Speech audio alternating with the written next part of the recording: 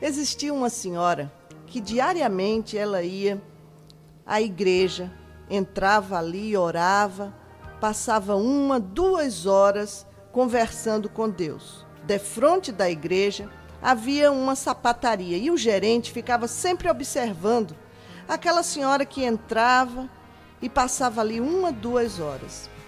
Um dia esse gerente, com ousadia, chegou até essa senhora e disse: "Minha senhora, a senhora já pensou o tempo que a senhora perde entrando nessa igreja e passando 1, 2 horas aí conversando com um Deus que pode não existir? A senhora já pensou que a senhora poderia ser mais útil, dando comida a pombo, ajudando numa creche, fazendo qualquer outro tipo de trabalho que fosse conveniente para a sua idade, no lugar de estar aí conversando com um Deus que pode não existir? O tempo que a senhora está perdendo diariamente, 1 2 horas?" A mulher ouviu tudo e depois olhou para ele firmemente e disse apenas: "E se ele existir?" E saiu, foi embora.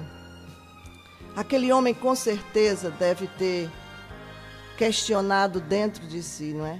Se existir, eu acho que eu estou ferrado. Assim como esse homem eu não acreditava em Deus.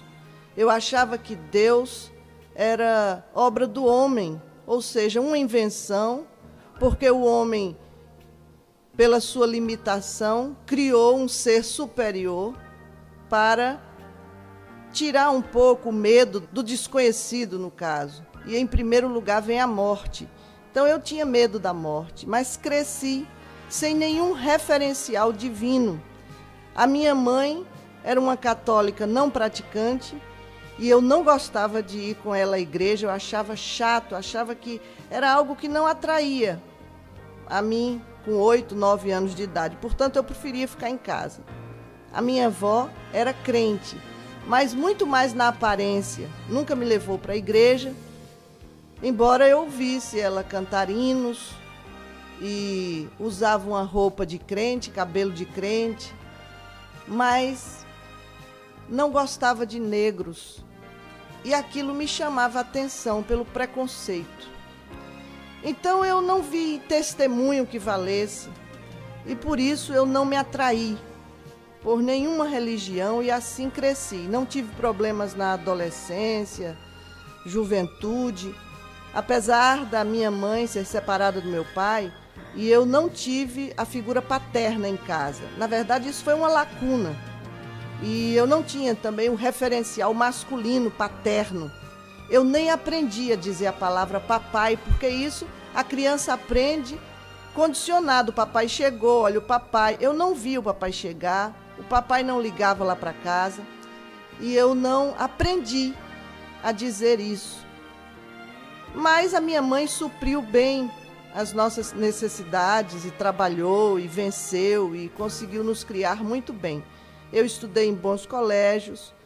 Então, nessa área aí financeira, econômica e também amorosa, por parte das mulheres, eu tive uma avó que me paparicou muito, uma tia, minhas irmãs, enfim.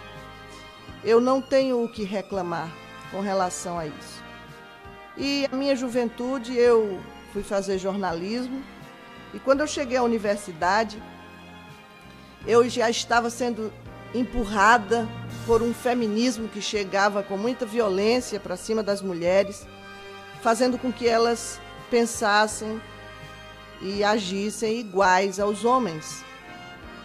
E não foi diferente comigo. Eu imaginei tantas coisas e entre essas coisas eu pensei: os homens têm liberdade sexual, por que as mulheres não? Isso é tabu, isso é preconceito.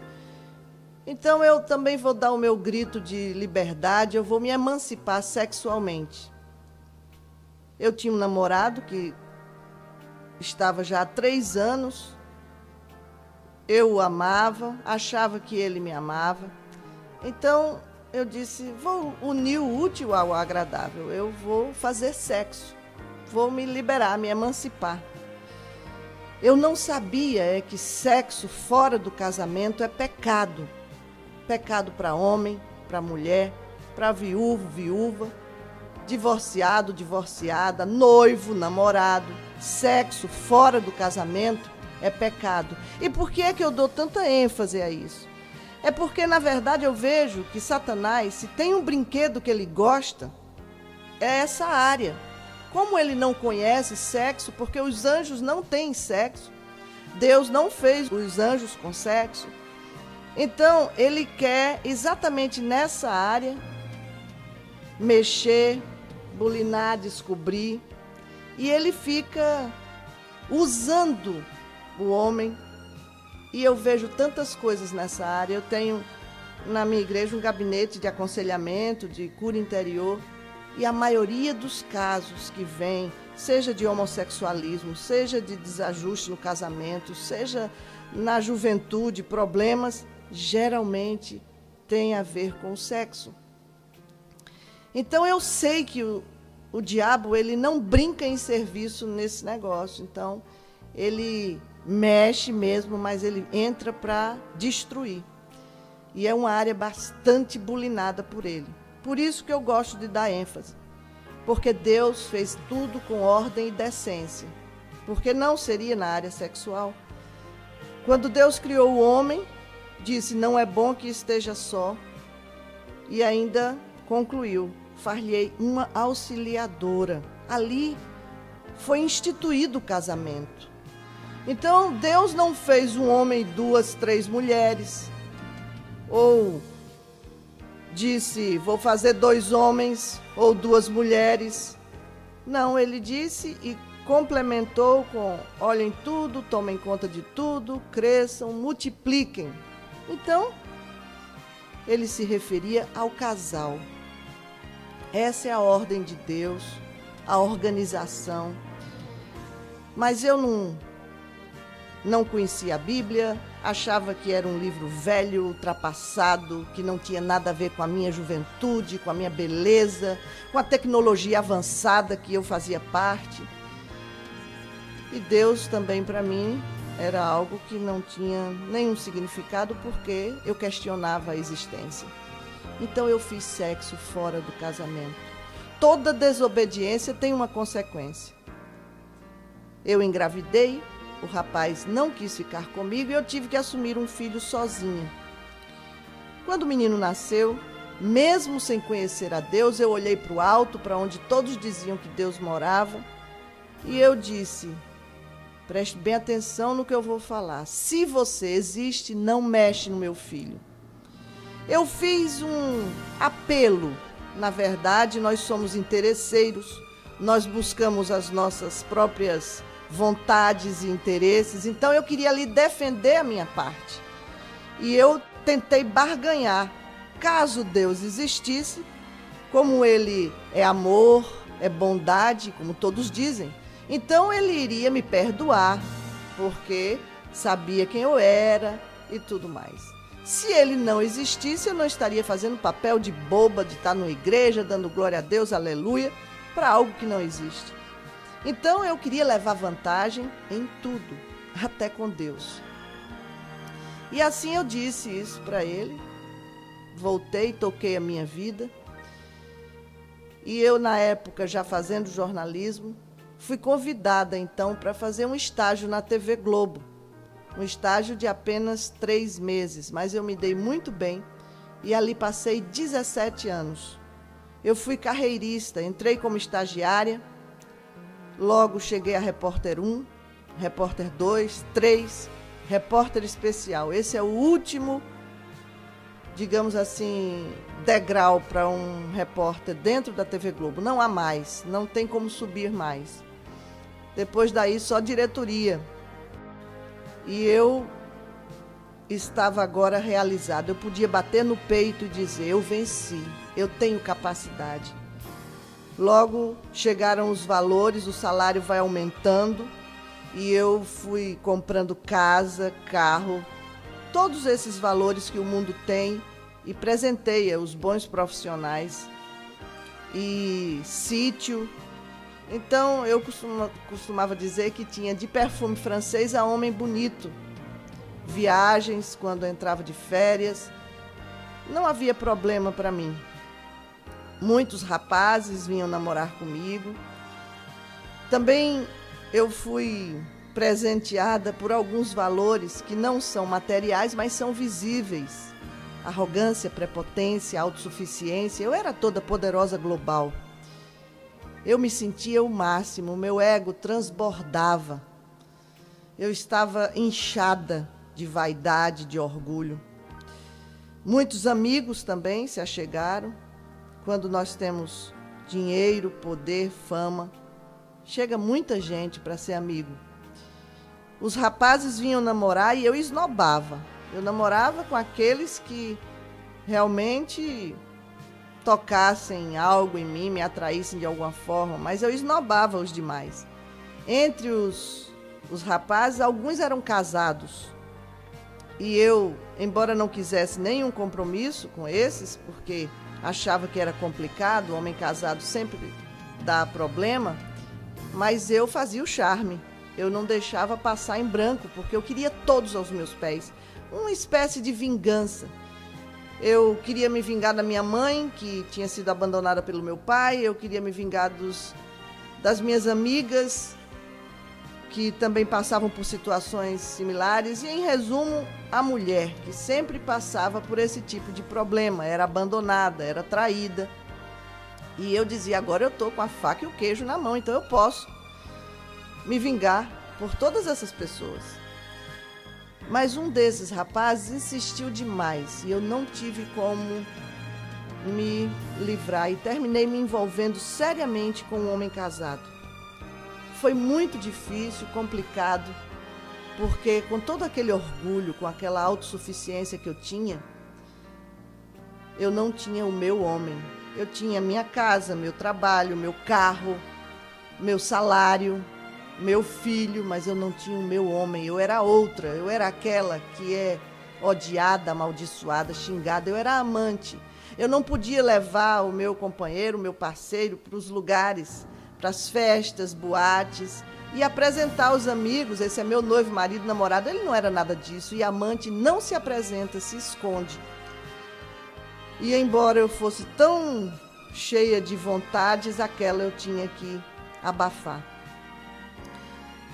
Demorou mais um pouco e eu engravidei. E quando eu engravidei, o rapaz também não quis ficar comigo e eu tive que assumir outro filho sozinha. Olhei de novo para o alto e disse, está vindo o segundo filho. Se é burrice, o problema é meu. Mas se você existe, Deus, não mexe nesse filho. Se ser mãe solteira uma vez é difícil, imagine duas. Então, eu estava mais uma vez apelando. Eu tinha muito medo da morte. Não era nem tanto comigo mais, porque depois que a maternidade vem, bate a nossa porta, nós passamos a ser heroínas. Então, nós damos a vida pelo filho. Então, não era que eu tivesse medo mais de morrer. Eu também tinha, mas já ficava em segundo plano. O meu medo era que, se Deus existisse, pudesse tocar como castigo nos meus filhos. E eu não queria arriscar, então apelei. Nós fazemos assim, tiramos o Deus da prateleira e o usamos na hora que é conveniente para nós. O tempo passou, estava tudo muito bom para mim. Eu tinha empregada para tomar conta de casa, empregada para tomar conta de filho. Eu viajava muito, mas sempre que eu viajava tinha alguém para dar uma assessoria em casa, um parente, um amigo mais íntimo, porque todos queriam colaborar com a Repórter Global. E eu sempre chamo a atenção da igreja e busco exortá-la, no sentido de que muitas vezes com a moça pobre que é mãe solteira isso não acontece. Não tem tantos ajudadores. Às vezes ela mora até perto de um crente, mas o crente se limita a dizer, não, ali eu não vou nem pregar, porque aquilo é uma vadia, tem um filho cada ano, e o filho dela não cheira a lavanda Johnson, não é? Tem sarna. E é rejeitado. A sociedade não valoriza. Mais um pouco o tempo andou e veio trabalhar em Recife, vindo de Belém, um rapaz para ser o apresentador principal do Jornal da Noite, Hugo Esteves. E quando ele chegou, eu ia muito por aparência, eu vi aquele homem bonito E eu disse, opa, vou tirar a minha lasquinha, vou tirar o meu proveito ali, carne nova no pedaço. Então comecei a fazer aquele jogo de sedução que me era peculiar. Começamos a conversar, sair, levei ele para conhecer boates, restaurantes, lugares pitorescos da cidade. Até que começamos um namoro e com 5 meses ele disse para mim, vamos casar. E eu disse para ele, eu não nasci para isso. Eu sou muito livre, independente, eu sou feminista, eu já tenho casa, carro, até filhos, para que casar? Mas ele insistia muito e eu dava o contra. No fundo eu tinha medo que aquilo fosse mais um engano, que eu estivesse apenas me envolvendo cada vez mais para de repente levar outro chute, ser traída novamente. E aquilo doía muito, então eu não queria passar de novo por aquilo e resisti um bom tempo. Mas de tanto ele insistir, eu terminei cedendo e pensei comigo, eu vou casar, se não der certo, separa. Tem o divórcio aí, e o divórcio vai me deixar novinha. E o divórcio é tão certo que está na Bíblia. Se está na Bíblia, é de Deus. Ora, eu não acreditava em Deus, muito menos na Bíblia. Como é que naquela hora eu argumentava exatamente favorável? Porque na hora que nós queremos defender os nossos interesses, vale tudo. Eu vejo muitos advogados que não têm nenhum temor a Deus, que não têm sequer religião e usam termos bíblicos para fazer suas defesas ou suas acusações. Então, nós usamos realmente, muitas vezes, não só Deus, mas a palavra de Deus. Eu vejo também, em épocas de eleição, muitos candidatos usando o nome de Deus para tentar se eleger, usando a palavra de Deus como se fosse um instrumento, não é? de campanha. Pois bem, eu disse para ele, vamos casar. E pensei para mim, se não der certo, eu me divorcio. Mas deixa eu deixar algo bem claro aqui para você. Antes eu não conhecia a Bíblia. Eu conhecia alguns textos, mas eu não conhecia o contexto. Hoje eu conheço só um pouco mais. E sei que em nenhum momento Deus é favorável ao divórcio. Às vezes que Jesus, quando esteve aqui na terra, foi questionado a respeito disso, ele foi muito claro e disse, o que Deus uniu, não separe o homem. Portanto, o verbo está aí, é uma ordem. O que Deus uniu, não separe o homem. Depois também, ele disse, por causa da dureza do coração do homem, Moisés escreveu uma carta de divórcio. Como quem diz, não meu pai, Moisés escreveu uma carta de divórcio. E por causa da dureza do coração do homem, ou seja, o homem não perdoava, o homem não fazia muita questão de continuar com aquela mulher, por conta de uma sociedade extremamente machista naquela época, então o homem queria se ver livre, e aí ele teve que, como líder, ele escreveu a carta de divórcio. Essa é mais ou menos uma explicação que a gente pode entender quando Jesus é questionado a respeito. E aí eu disse para Hugo, vamos casar. Foi quando ele veio com uma segunda colocação. Ele disse, você se incomoda de casar numa igreja evangélica? Eu sou crente, eu sou episcopal. Quando ele disse isso, aquilo para mim soou como uma bomba nos meus ouvidos, porque eu tinha horror a crente. Se era um povo que eu detestava, era o tal do crente. Eu achava um povo hipócrita, que não passava nenhum testemunho que me mostrasse algo de bom. Pelo contrário, eu achava que todo crente fedia, era burro, era ignorante e se vestia mal, pobre. Eu só via os crentes pregando nas praças debaixo de muito sol, paletó e gravata, e eu disse, olha que ignorância. Aquele cara ali suando, paletó e gravata, um tempo como o nosso, tropical, e aquele cara ali com a Bíblia aberta, não sabe nem ler. Tá ali porque é preguiçoso, porque o trabalho para ele é só carrinho de mão. Então ele tá com aquela Bíblia aberta ali, enganando os bestas e soletrando ali porque não sabe ler direito, gaguejando, uma camisinha poída, amarela. E Hugo usava perfume francês, não tinha cheiro de crente no meu ponto de vista. Depois eu achava que todo crente era brega, misturava xadrez com bola, estampado com listra, paletó, coronha. Mas Hugo se vestia com as melhores etiquetas e tinha muito bom gosto. Portanto, eu não via naquele homem nada de crente. Também nunca vi aquele homem dizer aceita Jesus. Para mim era uma frase que todo crente usava: aceita Jesus ou vai para o inferno.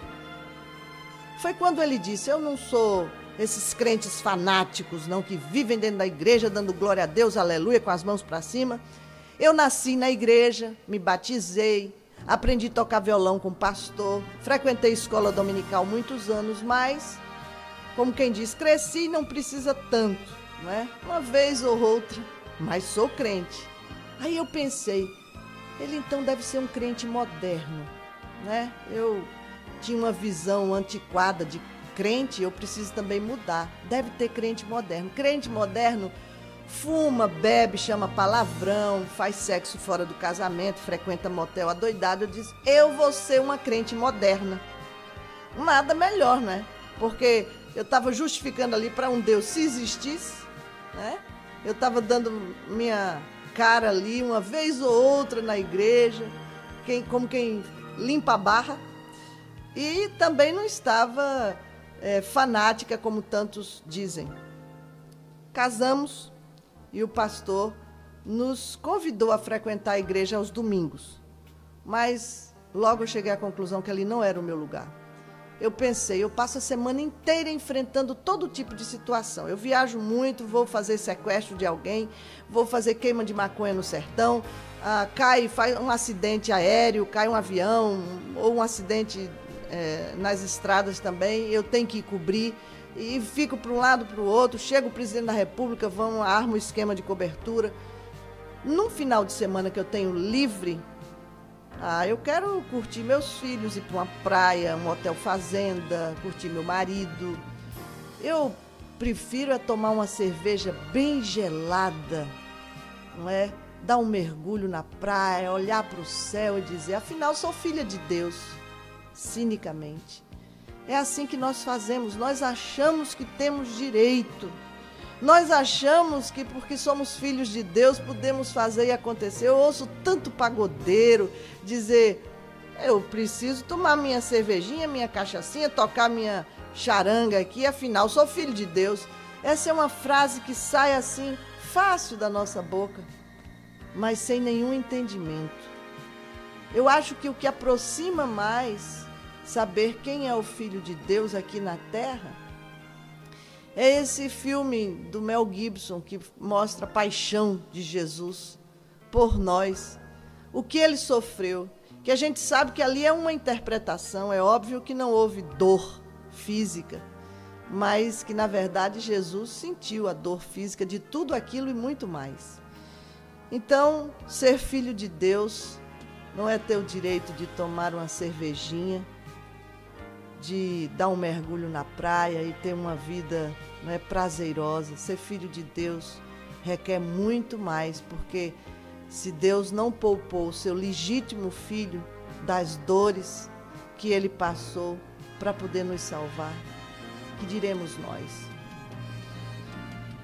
Depois eu pensei assim, eu vou ficar numa igreja ouvindo o pastor dizer abobrinha, que um homem de 100 anos, o Abraão, engravidou uma velha de 90, Sara. Você não está vendo que isso não existe? Não pode existir. Na minha cabeça isso não entrava. Um homem de 100 anos já está na andropausa, uma mulher de 90 na menopausa. Ainda por cima, aquela mulher estéril. Como é que pode? É impossível. Depois, um homem foi engolido por um peixe, passou 3 dias dentro da barriga do peixe, profeta Jonas. Ora, um intelectual não vai entender isso, mas nunca. Pela nossa lógica, isso é impossível. Eu conhecia o impossível do homem, mas eu não conhecia o Deus do impossível.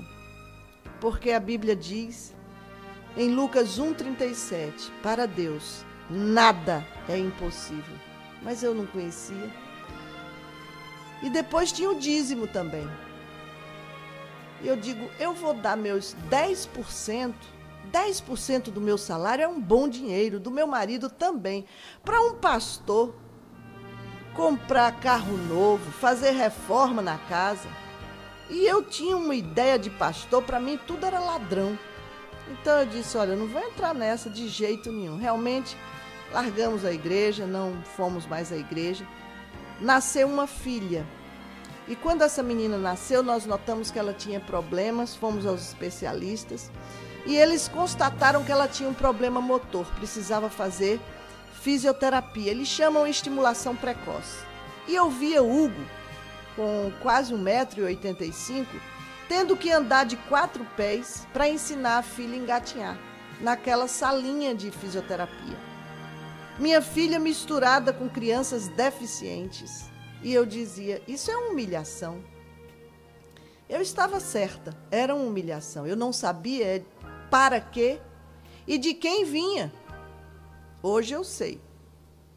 Em Deuteronômio 8, diz a palavra que Deus levou aquele povo para o deserto para humilhar.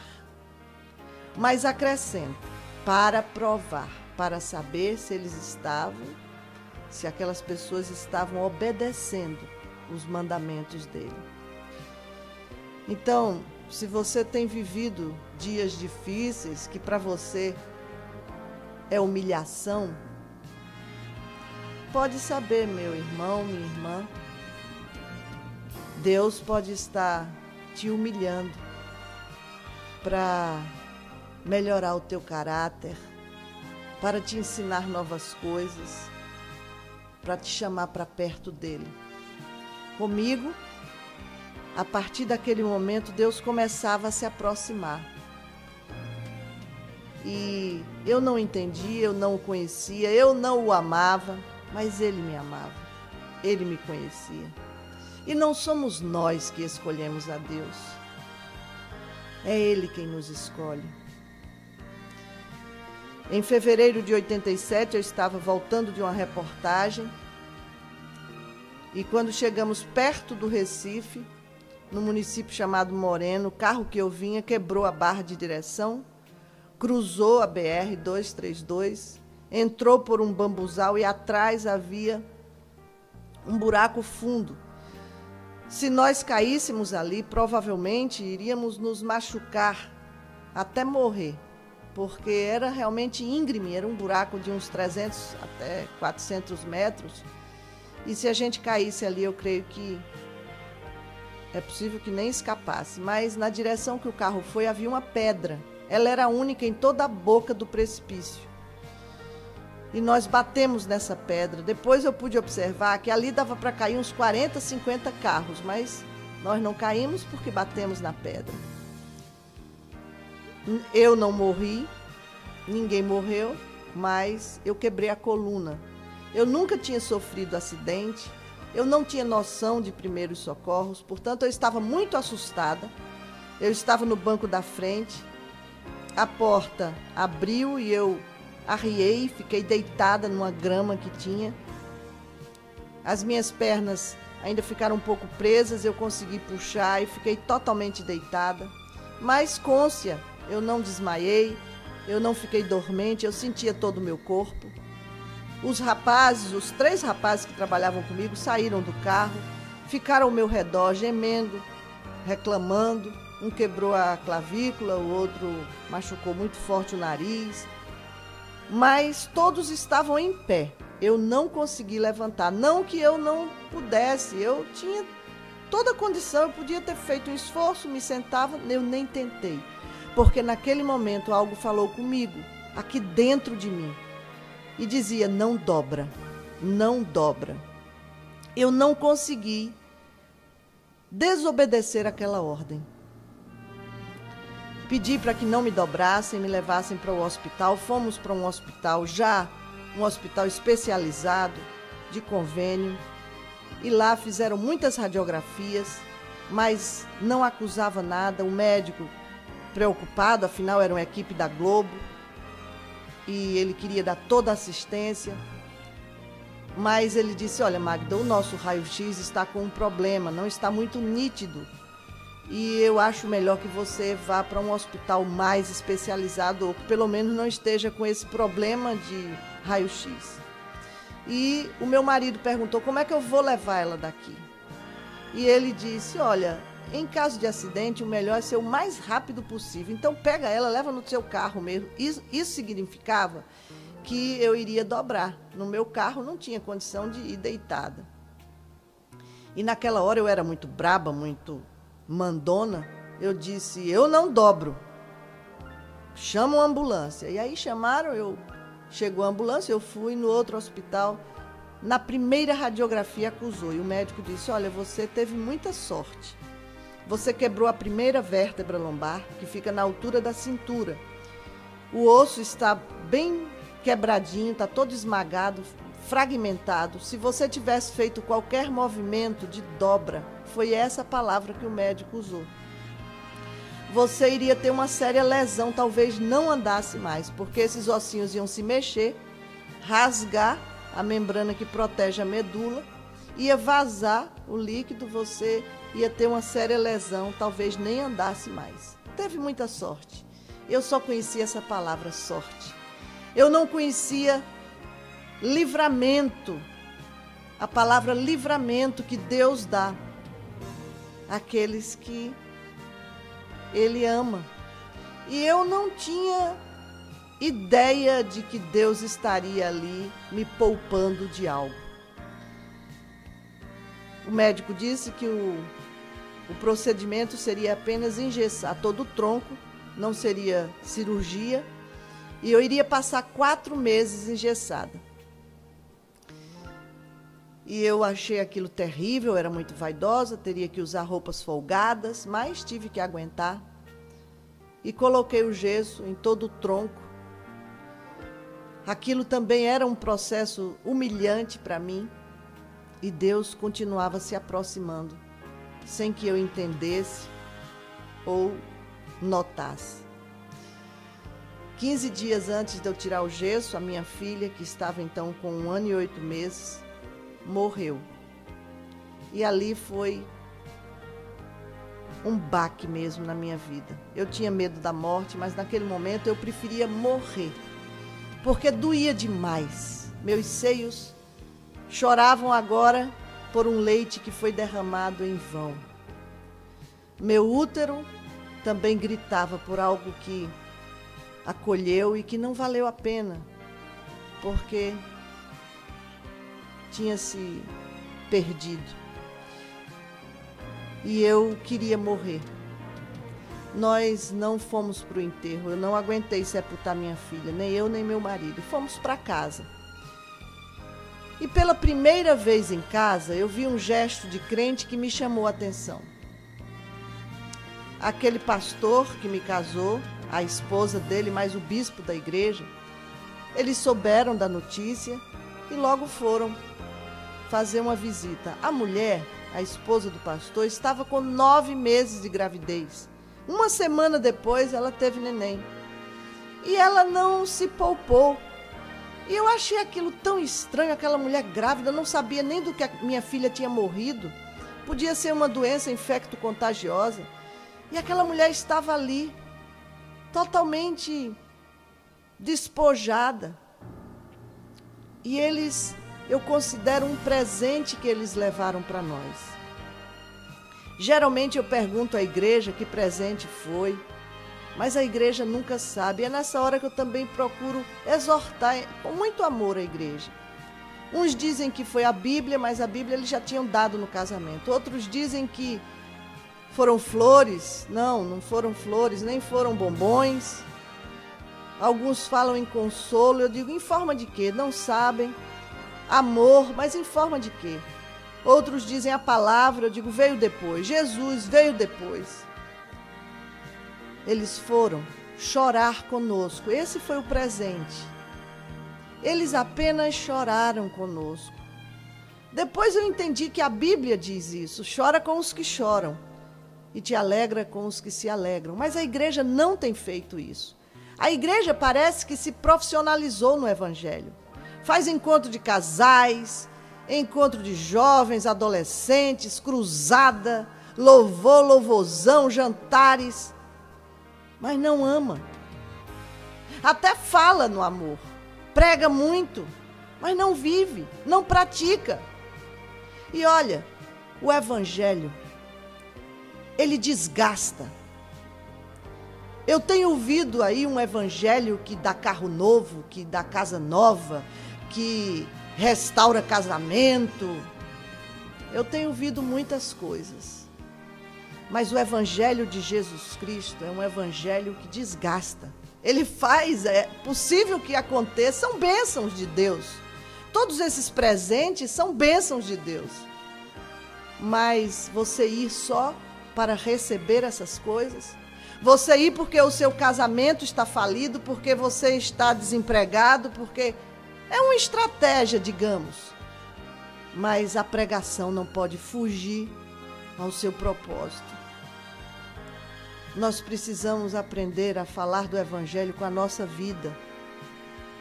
Chorar com os que choram. Eu não posso chorar só pelo meu câncer, só quando chega em mim o mal, aí eu choro. Não, eu preciso aprender a chorar com o irmão que está canceroso, com o irmão que está desempregado, com a irmã que o marido foi embora e está sozinha, a cama está fria. Eu preciso aprender a me desgastar por esse evangelho que salva. Porque Jesus se desgastou. E eu não vejo na vida de nenhum dos apóstolos vida mansa, vida de muita luxúria como eu tenho visto. Parece que se escondem dos problemas. Ali eu me senti confortável. Foi o único momento de todo aquele pesadelo que eu estava vivendo que eu senti conforto na minha alma, quando aquele povo chorou comigo. E eu disse, que povo diferente. Aí daí um pouco eles pediram para orar, não com arrogância. Nós vamos orar por vocês, como se fossem os donos da bênção. Não, eles pediram, podemos orar por vocês? E eu disse, pode orar. Ali eu já estava por demais relaxada. Eles começaram a orar e eu comecei a perguntar, onde está minha filha? Na minha cabeça só vinha a ideia da morte que eu conhecia. Nós cremos no que vemos. E o que eu via na minha imaginação era um caixão, um corpo inerte dentro, que iria entrar numa sepultura e apodrecer, os vermes iam comer. Essa é a ideia de morte que nós temos. Nós cremos no que vemos. Depois de um tempo, 1 ano, 2 anos, abre aquele caixão que já está todo quebrado, velho, apodrecido, e tem apenas ossos, algumas roupas, alguns pedaços de roupa, cabelos. Nós cremos no que vemos. Mas aqueles que creem em Jesus, eles creem porque eles não veem e creem. É assim que o Senhor nos manda. E eu perguntava, onde está minha filha? Eu não me conformava. Daqui um pouco aquela voz que dizia, não dobra, começou a dizer, é na igreja. Aí eu comecei a brigar. Como na igreja? Eu não gosto de igreja. Igreja é lugar de gente falsa, que diz uma coisa e faz outra. Eu via de um lado a igreja católica cheia de padres homossexuais. Eu vejo isso até hoje. Eles sobem no púlpito, pegam aquele pedacinho de trigo e dizem, este é o corpo de Cristo, o cálice com vinho, este é o sangue de Cristo, comamos e bebamos para nossa salvação. Que salvação, padre? A Bíblia diz que os efeminados não entrarão no reino de Deus. Essa Bíblia, que é igual à Bíblia que o senhor prega aí, diz que os efeminados não entrarão no reino de Deus. Para onde o senhor vai? Para o céu? Não é, padre. Porque quando o senhor termina essa missa aí, o senhor tira essa batina e vai ter relação sexual com outro homem. Quando não enche a cara de vinho. Do outro lado, a igreja evangélica não estava diferente da igreja católica. Para Deus não existe pecadinho, pecadão. Eu não via tanto homossexualismo. Tem enrustido, escondido, manobrado, mas é menos que na igreja católica. Mas em compensação tem muito adultério. Tem mentira, tem roubo. Ora, mas como, irmã? Você está sendo radical. Radical? A Bíblia diz que quem não dá o dízimo rouba a Deus. Então, o que tem de ladrão dentro da igreja? Como é que se explica isso? Os ladrões não entrarão no reino de Deus, diz a palavra. Os mentirosos, diz a palavra, quanto a todos os mentirosos, o lugar que lhes cabe é o lago que arde em fogo. E o que tem de crente que mente, às vezes para defender o emprego, às vezes porque chega atrasado num lugar e inventa uma história, mente para o pastor, para a mulher, para o filho, enfim. E os adúlteros também não entrarão no reino de Deus. Não sou eu que estou dizendo, está escrito na palavra. E pastor, para onde você vai? Você que tem um caso com a moça do louvor. Eu brigava, mas também perguntava, onde ela está? E a voz só dizia, é na igreja. Aí eu olhei para o pastor e disse, pastor, eu vou para a igreja. Eu não tinha vontade, eu estava sem querer atender aquilo, mas era uma ordem. Era a resposta do que eu perguntava. Eu comecei para a igreja, domingo após domingo. Nós também tentamos adotar uma criança. Eu fui em vários orfanatos, eu e meu marido. E em um desses orfanatos, uma mulher disse para nós, vocês são queridos na região, têm dinheiro, deem uma oferta para o orfanato que é carente e vocês levam a criança daqui. Eu pensei comigo mesmo, eu vou pagar, furar a fila e tirar uma criança por debaixo dos panos de uma maneira ilícita, passando na frente de tantas pessoas. É uma burocracia muito grande adotar crianças. Quando eu pensei isso aqui dentro de mim, aquela voz disse, filho não se compra, filho é um presente de Deus. Eu parei e disse para o Hugo, eu não quero mais adotar menino nenhum. Na verdade, eu mandava mesmo em casa, né? Eu era mulher, mas eu era quem mandava. Eu disse, eu não quero mais adotar menino nenhum, deixa, eu ainda posso engravidar, eu não liguei as trompas, isso é ansiedade, meus médicos já tinham dito. Quando eu relaxar mais, esquecer um pouco essa história, eu vou engravidar, então deixa para lá. Não fomos mais a orfanatos, mas eu continuava indo à igreja, até porque a pergunta continuava. E vinha às vezes do meu marido, aonde ela está? Agora só tem os ossinhos no cemitério. E eu não sabia responder. Eu pensava, eu sou tão inteligente, eu faço matérias fantásticas. Eu entro ao vivo no Jornal Nacional, eu sou tão inteligente, entrevisto pessoas ilustres do país, de fora do país, eu sou tão inteligente, mas não sei nada sobre a morte. Por isso eu ia à igreja, porque a pergunta continuava e a resposta era, é na igreja. E aí, depois de uns 5 meses que eu já estava indo à igreja, eu confesso que eu não gostava, eu não dava dízimo, para mim o pastor era ladrão, as pessoas eram hipócritas, eu ficava no meu cantinho, não queria conversa com ninguém. Embora eles viessem tentar conversar comigo, eu ia tirando por menos, não era tão assim grosseira, mas não queria muito papo. Mas ia ouvindo. Eu vi a história de Jeremias, de Nicodemos, de João, eu ia ouvindo aquelas histórias, eu não entendia, mas a Bíblia diz, a fé vem pelo ouvir e ouvir a palavra de Deus. E nesse tempo que eu estava ali, o Espírito Santo estava proporcionando o momento do encontro. E nesse domingo, sem nenhuma pretensão, eu estava sentadinha no meio da congregação, ouvindo ali o pastor pregar a respeito da chamada dos apóstolos. E para ser bem didático, o pastor disse, Jesus juntou aqueles homens e disse, Pedro, vós sois os escolhidos. E foi justo nessa hora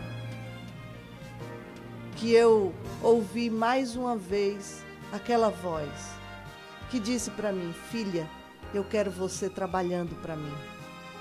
Logo depois disse: tantas vezes você disse que eu não podia mexer num filho seu, mas não houve jeito, eu tive que fazê-lo. Como quem diz, você era muito dura. Nesse momento, eu caí num pranto, comecei a chorar, e eu era muito resistente ao choro, porque eu ouvi minha mãe o tempo todo dizer: homem não chora, mas mulher também não. Ela teve que ser austera para nos criar sem a figura, a companhia do pai. Depois, na Globo, eu fui treinada também para não chorar a qualquer evento. Então eu via todo tipo de situação, a mais complicada e triste possível, mas eu tinha que engolir o choro, não me emocionar, porque era trabalho. Mas naquele momento eu fui derretida. E eu comecei, parecia que estava brotando de mim uma fonte, e eu chorava, era muito choro. As minhas pernas prenderam, eu não conseguia me mover. Eu tinha vergonha de que as pessoas olhassem para mim e vissem chorando. Para mim, chorar era ato de fraqueza. Mas ninguém olhava para mim. Estava todo mundo preocupado com a pregação, ouvindo o pastor pregar. Parecia que eu nem existia ali. E eu vi que era um momento único. E naquele momento eu disse: é a mesma voz. A voz que dizia: não dobra, filho não se compra, é na igreja. E eu disse para mim mesma: Deus existe. Ali foi a grande revelação da minha vida. Ali foi a grande conclusão da minha história. Deus existe. A partir daquele momento, tudo mudou. Meus valores caíram por terra. E eu posso dizer a vocês, agora eu sei o que é morrer e nascer de novo. Aquilo que Nicodemos não entendia veio tão claro na minha mente. Ei, Nicodemos, é assim que se nasce de novo. Do Espírito, da água. Nicodemos, é assim que se nasce de novo. De Deus. Do ventre de Deus. Depois ele disse: mas eu te engessei. E eu lembrei que quando a minha filha morreu, eu estava dura, engessada. Eu não pude dar a ela o aconchego de mãe. Nem no último momento nós nos despedimos pelas mãos. Porque eu estava dura, enrijecida pelo gesso. Eu via nas minhas reportagens muitas crianças mortas. Os pais, quando descobriam que eram seus filhos, se quebravam sobre os cadáveres, porque dói demais. Eu não pude. Eu não pude porque eu estava engessada. E naquele momento eu conheci o verdadeiro pai. O pai que não abandona a casa. O pai que se alegra e que se entristece conosco à medida que nós esboçamos para ele as nossas reações. O pai que chora quando nós choramos e se alegra quando nós nos alegramos. O pai que não mente. O pai que mesmo na correção ama. Naquela hora eu pude pronunciar a palavra que eu nunca tinha pronunciado. Pai, meu pai, papai. Eu ganhei um pai. Eu aprendi a reconhecer o pai verdadeiro, o pai maravilhoso. Depois ele disse: servo meu, não se dobra a homens, só ao rei. Naquele momento, eu não sabia o que aquilo significava. Hoje eu entendo, depois de algum tempo eu vim entender. Eu, além de filha, seria serva. Me apaixonei por Jesus. A Bíblia passou a ser para mim não mais um livro velho, ultrapassado, mas o meu manual de vida. Eu não interpreto a Bíblia, eu leio, creio e procuro viver. Com defeitos, é claro, porque eu sou imperfeita, cheia de pecados, mas eu procuro me corrigir com ela, com a palavra de Deus. Eu queria arrancar de mim valores que já estavam colados, como uma roupa que prega no corpo. Orgulho, prepotência, autossuficiência, arrogância, adultério, nunca mais. Porque mesmo eu sendo a senhora Esteves, nada me impedia de ter um caso lá fora. Isso é prática no mundo. O casamento não vai bem, dá uma voltinha. Tem um namorinho com um rapaz da academia, um coleguinha de trabalho, mas depois de conhecer Jesus, não. Eu queria fazer tudo para que as pessoas pudessem conhecer Jesus. Quando a gente se apaixona, não é? A gente fala toda hora, a gente quer mostrar a todo mundo. E comigo não era diferente. Eu comecei a fazer encontro de casais, vi muitos milagres acontecerem. Depois de fazer um dos primeiros encontros, o pastor me chamou e disse: Magda, me procurou um marido desse último encontro e a mulher dele está morrendo com um câncer de fígado e só tem 4 meses de vida. Eu estou viajando para a Inglaterra e vou deixar esse caso com você, para você tomar conta, pastorear. Eu digo: pastor, eu estou muito novinha na fé. Ele disse: eu orei, o Espírito Santo disse que era você, então ele vai te capacitar. Eu disse: então nós vamos orar aqui agora também. Eu comecei a orar e eu disse: Senhor, a tua palavra diz: e recebereis poder ao descer sobre vós o Espírito Santo de Deus, e sereis minhas testemunhas até os confins da terra. Como é que eu posso ser tua testemunha? Eu preciso ver o teu milagre. Então, eu entreguei aquele caso nas mãos do Senhor. Eu digo: Senhor, esse homem, se ficar viúvo, vai casar de novo, vai vir uma madrasta para dentro de casa, aqueles filhos vão sofrer. Senhor, faz alguma coisa. O pastor viajou e eu fiquei com aquele marido orando e chorando. E dizia para ele: o Senhor é o Deus do impossível. 4 meses depois, a mulher já deveria entrar para fazer os exames de rotina, mas talvez tivesse até que ficar porque era caso terminal. E a surpresa é que quando ela fez todos os exames, os médicos constataram que ela não tinha mais nada. O tumor havia desaparecido e ela estava curada. Ela hoje é pastora. Isso tem mais de 10 anos.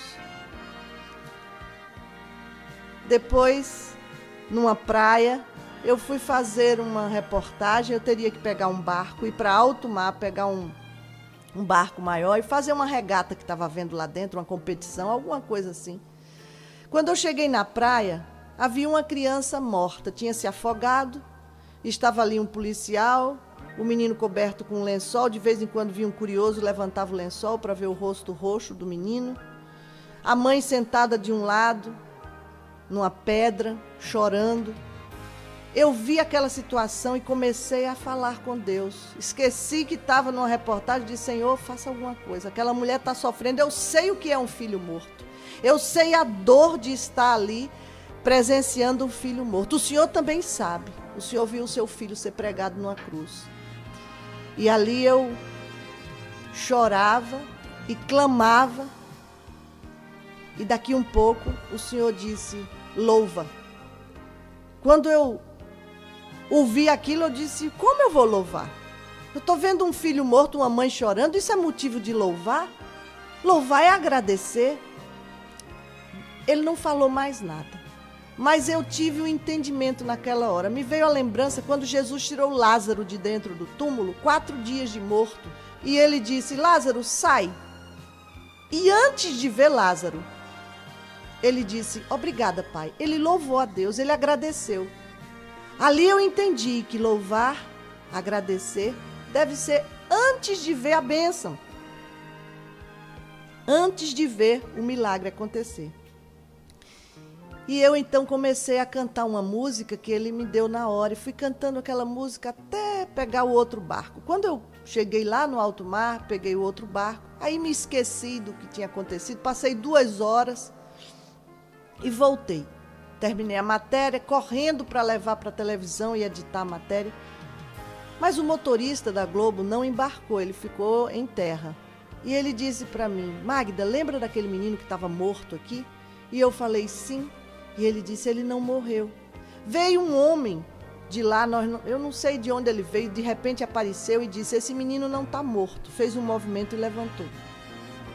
Olha, quando eu ouvi aquilo, eu fiquei, sabe, tão alegre e louvando a Deus aqui dentro de mim, mas ao mesmo tempo me calei, porque Eu já estava sendo chamada de fanática, né? Porque eu falava demais de Jesus. Se eu fosse dizer que tinha visto o menino morto, orado, o menino tinha levantado, Deus tinha feito um milagre, eu não ia, de jeito nenhum, arriscar. Iam me botar numa camisa de força, então eu me calei. Só quando eu comecei a testemunhar nas igrejas, então eu contei essa história. E uma das primeiras que eu fui, quando eu terminei, depois de um tempo, veio uma mulher para mim e disse: sabe esse menino que estava morto no seu testemunho?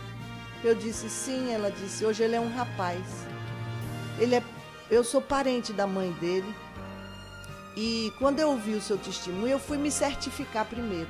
Perguntei a ela qual foi a praia, se ela estava de maiô preto, sentada numa pedra, se o menino tinha 8 anos, se veio um homem, de ninguém sabe de onde saiu, e fez um movimento no menino. É verdade. Mas o maior milagre não foi o menino reviver. O maior milagre é que todos em casa se converteram por conta dessa história. O pai, a mãe, todos hoje são membros de igreja.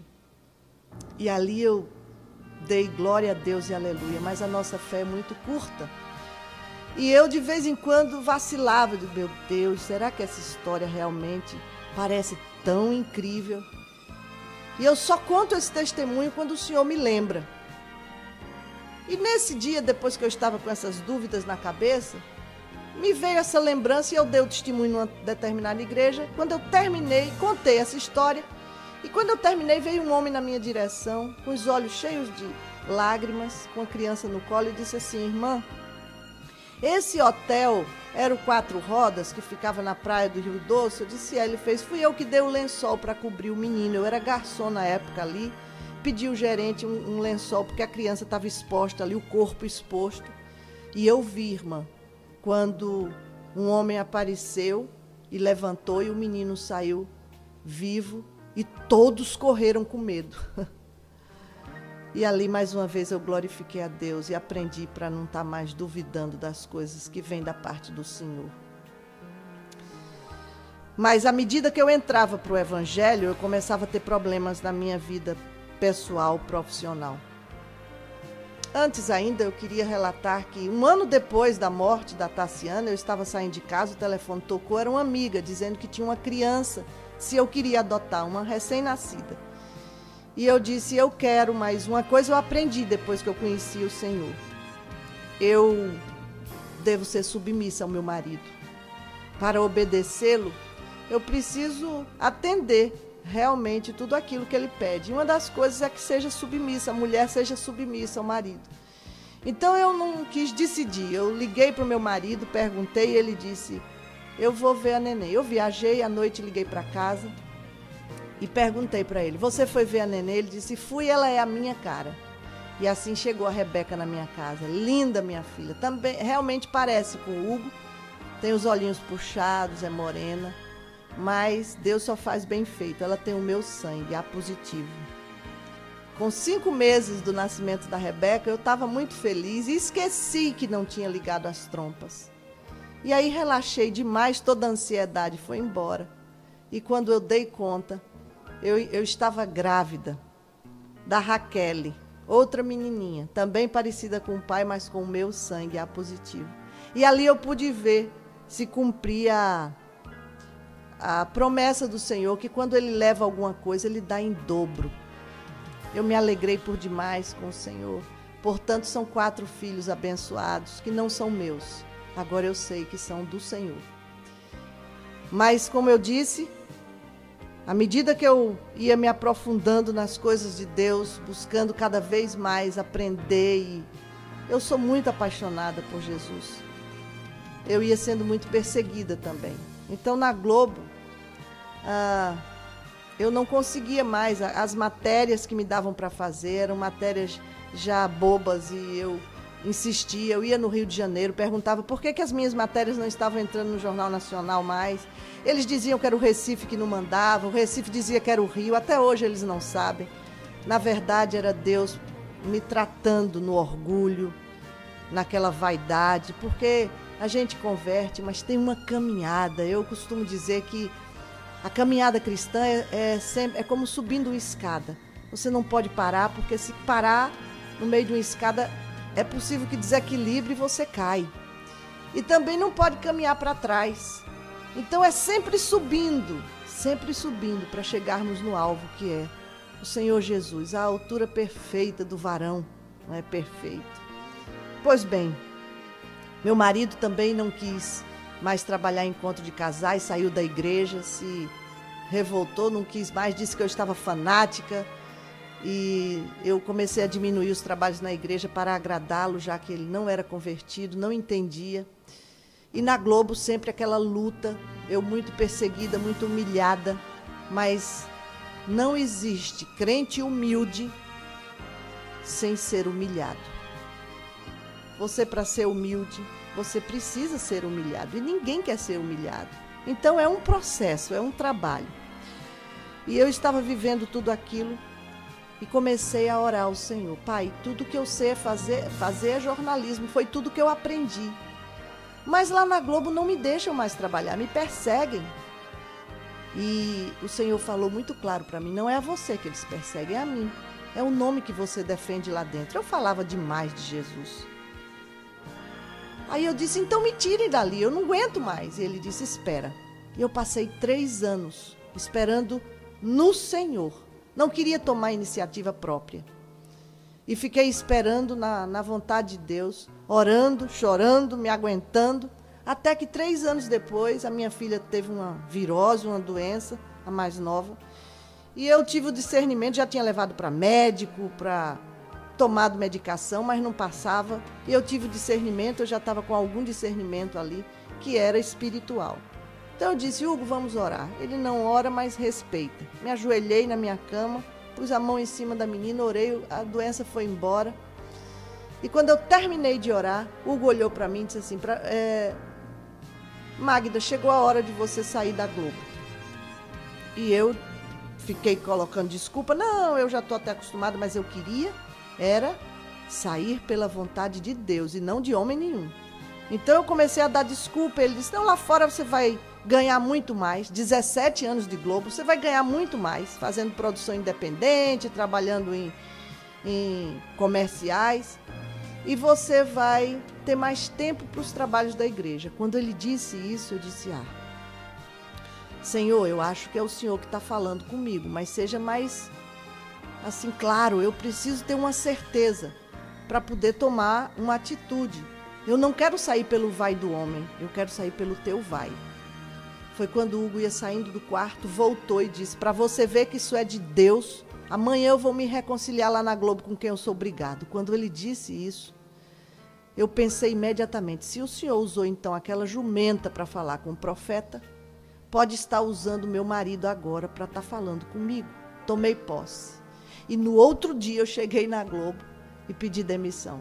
Não uma simples demissão, mas eu contei o que tinha havido no meu quarto na noite anterior.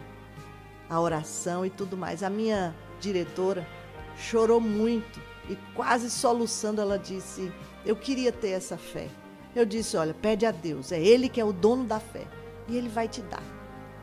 Saí da Globo, a promessa se cumpriu, eu passei 1 ano com portas abertas. Trabalhei, fiz campanha política, ganhei muito dinheiro. Mas quando a gente ganha muito dinheiro, a gente gasta muito dinheiro. Então eu construí casa numa praia, no sítio, fiz piscina, troquei carro e fui usando o dinheiro de muitas maneiras, só que depois de 1 ano as portas fecharam e eu não trabalhava mais, só o Hugo trabalhando. O Hugo ganha muito bem, mas quando a gente não tem o temor devido ao Senhor, o nosso bolso é um saquetel furado. Então, as coisas foram ficando apertadas e entrou o plano real. Meu filho bateu com o carro, foi $12 mil. Não teve vítima, mas teve dano para o veículo. E o carro estava sem seguro. A poupança foi embora, entramos no cheque especial para valer e foi criando uma grande dívida. E o resultado é que nós tentamos desfazer algumas coisas para pagar essa dívida. Eu vi carro novo ir embora, telefones convencionais, celulares, escritório do marido, ar-condicionado dos quartos e filé mignon da geladeira, e fui cada vez mais reduzindo o custo de vida para equilibrar, e foi ficando muito difícil. Para ser bem resumida na minha história, foi embora tudo.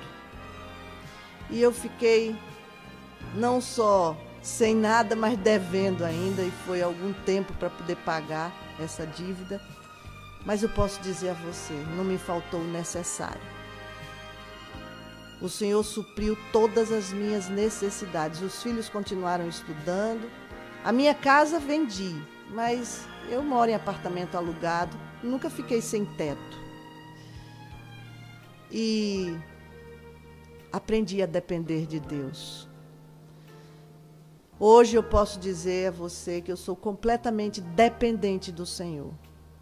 O meu salário vem do céu, é óbvio que passa pelos homens, não cai aquele bolinho de dinheiro lá de cima.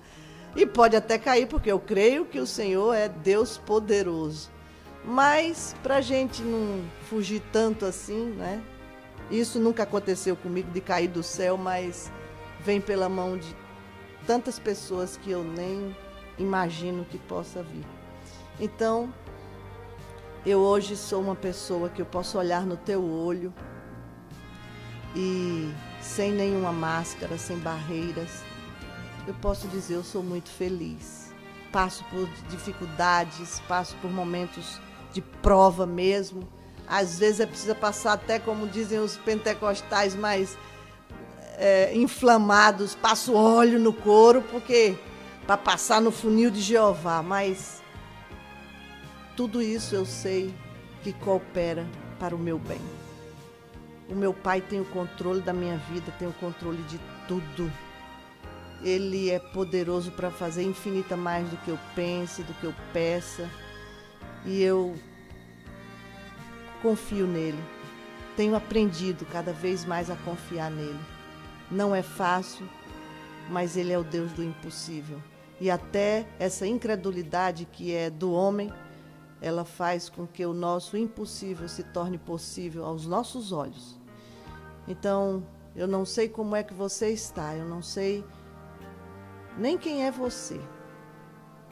Mas eu posso te dizer que o Deus que eu conheço hoje, que eu sirvo, que eu amo, é capaz de fazer da sua vida aquele atleta que já está querendo perder as forças, não aguenta mais, está subindo um rio, nadando e quase esmurecendo, mas o treinador está junto dele dizendo, você consegue, vai, dá mais uma abraçada, você consegue, eu estou aqui, eu não te abandono, você consegue. Vem batendo pedra na cara, pedaço de madeira, a correnteza, e você já está quase desistindo, e ele diz, olha para frente, há uma coroa para você. Você consegue. Logo vem a força, nós renovamos, o ânimo vem a nós de novo, e você vence aquela batalha e pode terminar como Paulo terminou. Eu combati o bom combate, terminei a carreira, não é? Estou pronto para receber a coroa. Que Deus abençoe a sua vida, que Deus abençoe a sua casa e que possa fazer de você um cristão verdadeiro, temente a Deus, e que o Senhor vai sentir muito prazer na sua vida. Paulo, Pedro, João tiveram vidas bem apertadas e difíceis aqui enquanto viveram, mas um tempo só de vida, não é? Humana. Ganharam vida eterna e hoje com certeza eles estão dizendo, valeu a pena. Está dizendo para você, meu irmão, minha irmã, vale a pena seguir Jesus. Amém.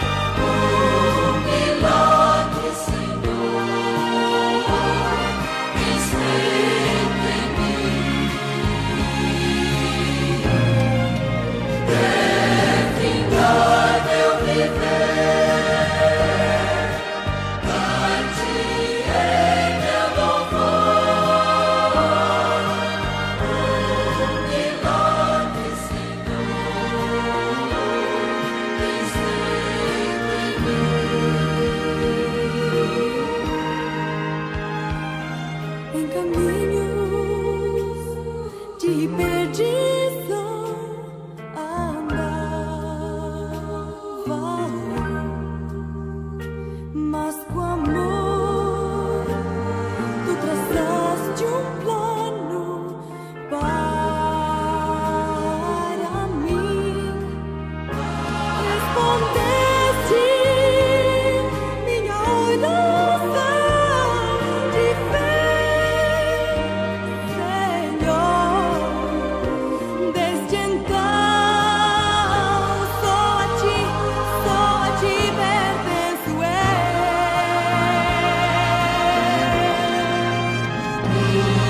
Milagre, Senhor, milagre eu sou, milagre, Senhor, tens feito.